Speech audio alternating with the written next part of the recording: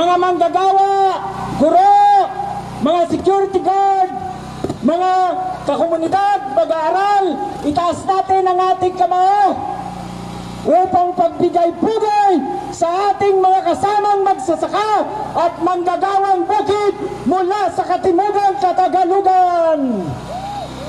Uring magsasaka! Pangunahing pwersa! Pangunahing pwersa! Uring magsasaka! Mga kasamang magsasaka, kami po'y masaya, malugod namin kayong tinatanggap sa pamantasan ng magsasaka sa Universidad ng Sambayanan. Mga kasama, binubuksan ng UP ang kanyang mga pintuan, ang kanyang mga gusali upang sa 3 araw ay maghimpil, magpahinga, manatili ang ating mga kapwa at ating mga kapatid na magsasaka. Mga kasama, nagpupugay at masaya tayo sapagkat ang ating universidad ay hindi lamang universidad ng mayayaman, hindi lamang universidad ng mga elite, hindi lamang anak ng mga oligarko ang nag-aaral dito, ngunit lalong higit ang mga magsasaka at ang kanilang mga anak.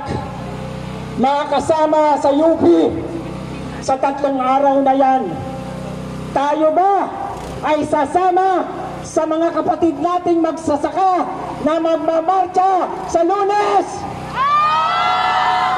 Kung gayon, ano pang hinihintay natin? Makipamuhay, makipagtalastasan, mag-aral, makinig sa mga kwento ng ating mga kapatid na magsasaka. Tayo naman mga taga-UP ang magiging estudyante. Sila naman ang ating mga profesor, ang ating mga guro.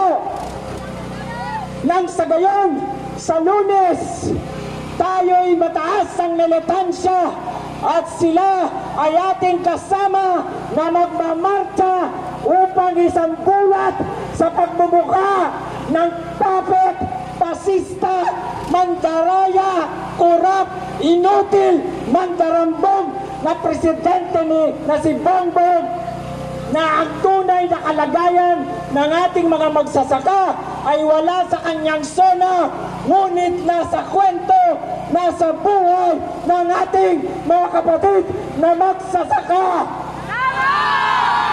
Walang pulis, walang militar, walang mga barikada ang ahadlang sa atin sa Lunes, sapagkat ang tunay na lakas ay wala sa baril, wala sa kanilang pwersa, ngunit nasa talundong at nasa lakas ng ating mga magsasaka na siyang magpapanalo ng pambansa demokratikong revolusyon. Uring magsasaka!